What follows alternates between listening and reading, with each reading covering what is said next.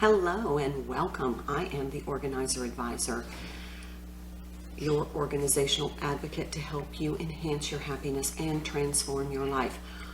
Wow, we are making lots of progress and we are focusing on areas of overwhelm in our life, and that's lots of products, lots of items that can quickly become clutter and chaos. So we're developing strategies and going through step-by-step process to minimize the chaos, to reduce the clutter, but to also use it effectively so that we can capitalize on our investment. Now, another item of overwhelm could potentially be pet paraphernalia. If you're a pet person like me, there's lots of cute items out there in the market that just entice. We want to give our pets the best life possible. So we tend to buy a lot of stuff, we use it for a little bit, and then it goes into a closet, a bin, a basket, or somewhere in the laundry room where we don't really utilize it. But it's really important for us to feel like we're really engaging with our pets and we're providing them the comfort, the health, the love and affection that they need and that we feel good when we give them. So we're going to talk about pet paraphernalia. Okay, so I have a lot of pets, and this is my society finch, and no, just so you know, this is not his regular cage. He has a larger cage. This is his cage that I use when I'm cleaning his cage, but he's here for a visit today. Okay, so I also have parakeets, and you know me, I'm a pet person, so I have a lot. So pet paraphernalia is something that I need to manage, but I also want to be able to use so that I can really feel like I'm giving my best to my pets.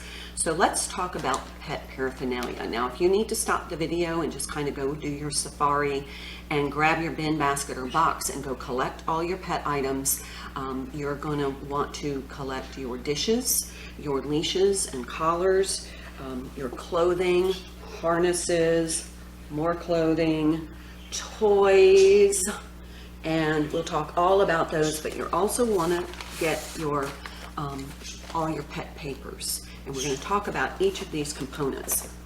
Okay, so today is Saturday, September the 10th, big full moon out tonight. So if you have a little time to go out and sit under the stars and really enjoy that beautiful harvest moon, it's really invigorating. It's such a beautiful moon. So today is our day in our health and beauty routines where we go outside, get some fresh air, sunshine, if it's possible, if you have the weather, and really be able to get outside and enjoy nature. Now, the research studies show that when you're connected with nature, when you're outside, it's uplifting.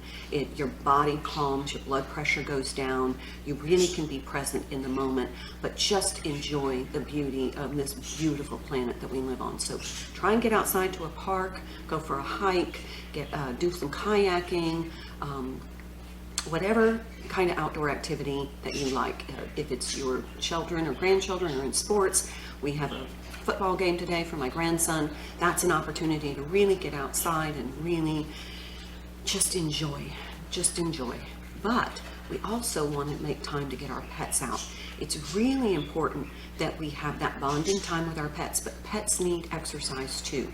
So if you have dog, cat, goat, whatever pet that you have that is your companion animal, they really benefit from being outdoors, going for walks, going for what we call bye-bye ride in the car, and getting out and doing something fun for your pet so that they are socialized and they get exercise, fresh air, and they have some stimulation too. So that's our health and beauty routine for today. But while we're talking about pets, let's get organized. Okay, so let's first talk about dishes. Your dishes need to be clean. If your pet suffers from pet acne, like you have a dog that has pet acne, a lot of times it's because the dishes aren't sterilized. Hot soapy water is all you need to do, and you want to make sure that your pet, like your little stand, is clean. But you want to make sure there's no bacteria in your pet dish, because that can cause acne on your dog's muzzle. For any pet, you want to make sure their dishes are clean, take out his little, I don't have seed in his little dish, but you want to make sure they're clean and sanitary. This is so important to your pet's health, especially water dishes. You want to have fresh water every day. There is a kind of a buildup of bacteria in the water, and it will actually create kind of a slime that is loaded with bacteria that is not good for your pet to ingest. So you want to make sure you scrub those water dishes every day with fresh water. That's important to your pet's health. Okay, so clean pet dishes. Next, go ahead and look at your leash. You know, we hold these, we're outdoors, you know, sometimes they go through the dirt, the grass, the mud. We want to make sure these are clean too, because that's going to be safe for us as we handle them, and then we possibly touch our skin or put our, you know, hands near our eyes or in our mouth. So you want to make sure these are clean too. Now you can just put these in a bin of hot soapy water, let them soak for a little bit. If they really have some stains on them, you can just scrub them with a brush.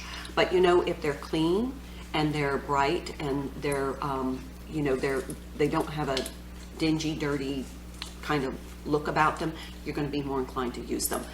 You can get really pretty leashes and harnesses and collars so that you can really feel like you have something beautiful to go for a walk on your pet. It's uplifting. And so get all your pet leashes, collars, harnesses. Your harnesses can be washed in the washing machine, or you can wash them in hot soapy water too. I dropped a toy. There. Okay, let's talk about toys. All right, we have a variety of toys that your pet may interact with. This could be cat toys, bird toys, dog toys, hamster toys, guinea pig toys, whatever. Now, a couple of things. You want to sterilize the toys too, and this is, again, just wash them in hot soapy water, rinse them, let them dry. That's fine. But I want to mention something about stuffed animals. A lot of times you'll see people, my dogs love stuffies. I mean, you know, they just love stuffies. They're cuddly, they're soft, they're fun to play with for our pets. But we, just like with our children, we want to make sure that the eyes are sewn eyes. See? They're not the plastic, hard plastic parts that are sewn on. Those are serious choking hazards for your dog or cat or whatever animal you're dealing with. So those parts are sewn. So when you're selecting, or your somebody gives you a pet toy or the pet toys that you already have on hand, please check them and make sure that they have sewn in eyes. If they don't, if they have the hard plastic eyes, you can remove those and then just stitch up where that eye or nose part was. Make sure you stitch it really tightly or you're going to have fluff all over, but it's better than your animal choking, because that's life-threatening and it can be devastating. So that's just a little tip from the organizer advisor who has a lot of pets. Okay, so now we're going to talk about clothes. I have Frenchies. We all know I have Frenchies, so I like the cute little clothes for my Frenchies. I love this little cable knit sweater. Oh my God, I have 2 of these. So, you know, in the winter months when I live, my house faces north, and there is a field of about 150 acres right across the road from me, and there's no windbreak, and that north wind comes in and it is bitter. So when I take my dog out to the front yard, or we're going for a bye-bye ride, he can wear his little coat, and then that way the wind's not bitter. But you want these to be clean and fresh smelling. You don't want them smelling like, you know, stale dog hair. So these can be washed in the washer. I use a very gentle detergent, very gentle, and put them through the rinse twice, because detergents can leave a residue that can make your dog or cat itch badly. So just another tip. We have all these cute little clothes for our little dogs. You want to make sure they're washed, they're clean, and they need to smell fresh. Okay, so we've talked about dishes, leashes, harnesses, toys, and clothing. Now, habitats. We want to make sure our habitats are nice and clean, and you can see this is a nice and clean habitat for my little friend here. So you want to make sure the habitat is clean and sterile. So like for the bird cage, I take the bird out, put him in his little transport cage, and then I take the big cage, I literally spray it down with just some disinfectant cleaner, Listerine spray, and then I just run it in the hot shower for about 10 minutes and just let the hot water clean and sterilize, the hottest water I can have. That way I know the bird cages are clean. I dry the perches off really well, but then put in clean substrate. So you could do this with bird cages, you can do this with, where you can see him the best. Bird cages, iguana cages, lizard cages, gecko cages, hamster cages, however that works best for you. If it's feasible for you to lift it and put it in the shower, make sure your animal is in a safe place and that you have all the substrate out, because you don't want to clog your drain. But if your container is larger, like it's a 25-gallon, 50-gallon aquarium or habitat, you can just clean it out by hand, and that's put the animal in a safe location while you clean. Don't clean the inside with a disinfectant while your animal is in the cage. But go ahead and remove all the old substrate, take the dishes and wash them, all the toys and habitat items, take those out and sterilize those. And then clean the inside of the habitat.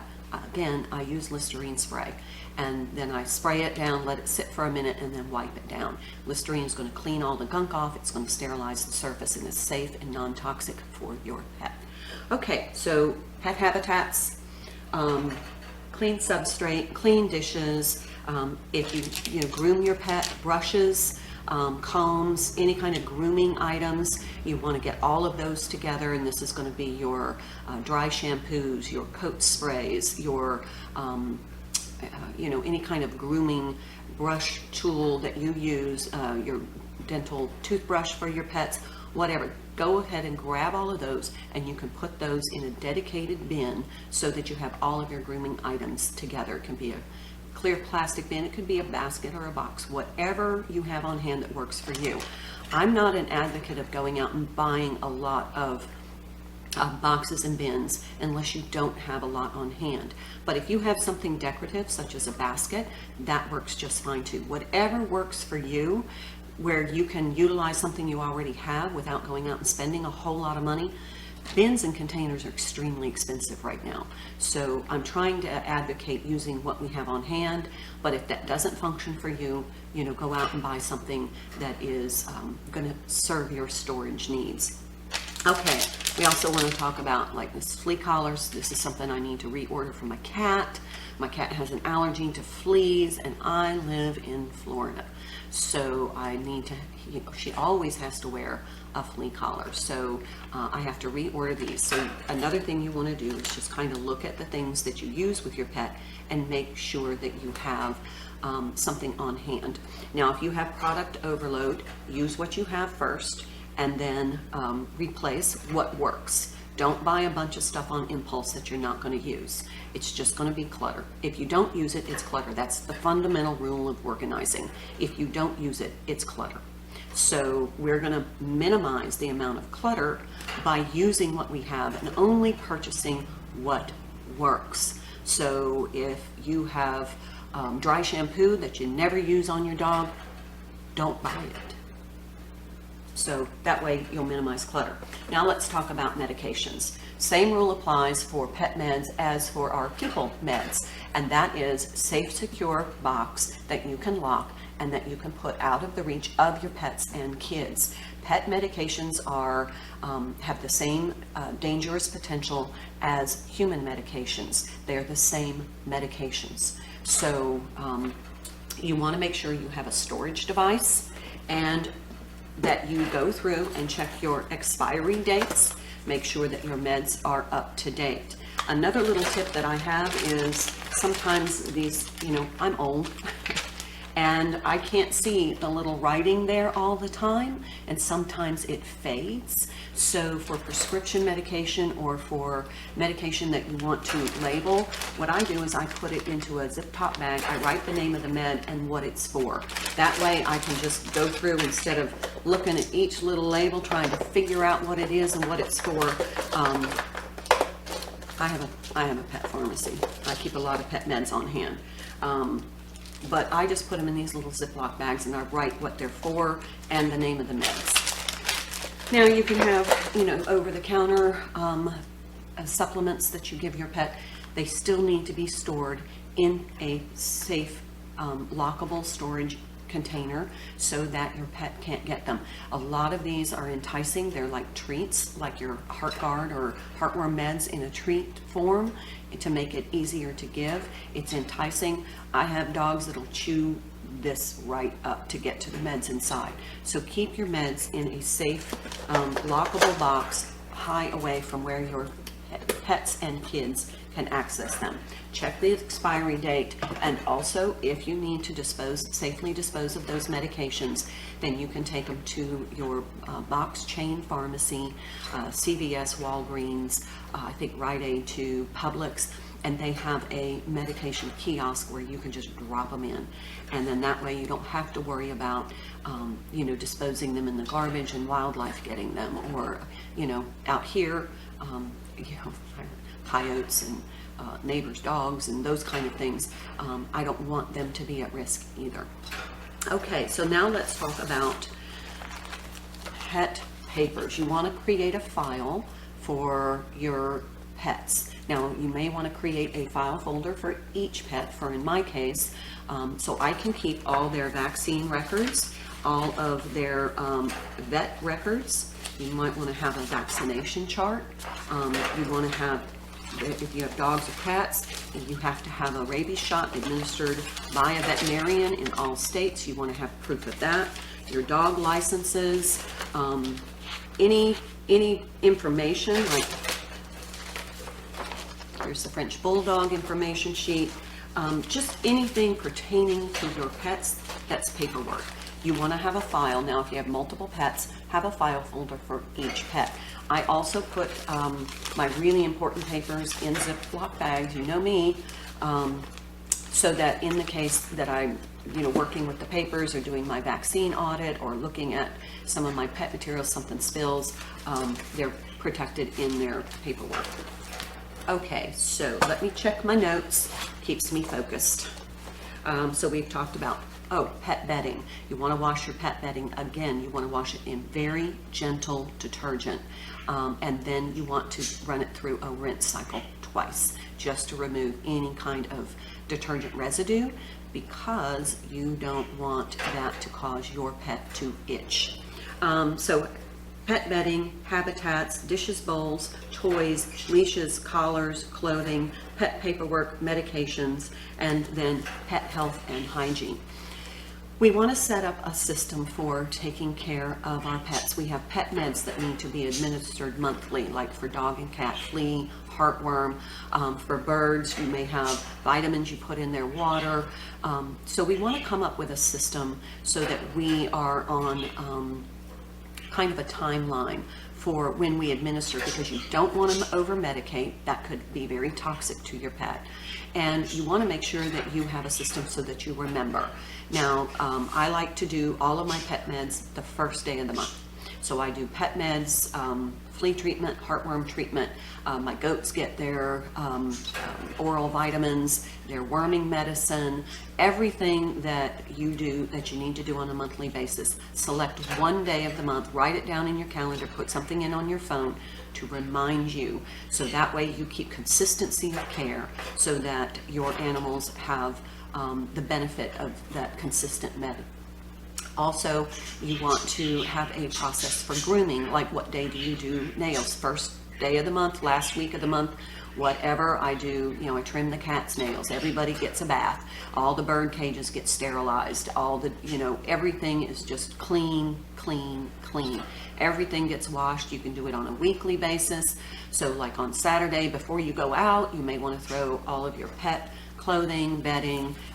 That would be a good day to, you know, have a system and a schedule for cleaning, administering medications, washing all the pet laundry, organizing pet paperwork, and then also, you know, grooming. If you like, you don't have to do nails every day, but if you do it on a weekly or bi-weekly basis, then it's going to actually help improve the condition of your pet's feet. Now, for example, if your dog's claws are too long, they're going to skew the tarsals and metatarsals, and then that will lead to elbow pain, wrist pain, shoulder pain, and back pain over the long term. So you want to make sure that your dog's nails are not too long so that they're touching the floor, the surface, the ground, so that it makes your dog's feet kind of malformed. It's really important to their orthopedic health. So you want a system for, making sure those nails are trimmed. So get your dog used to that, get your cat used to it.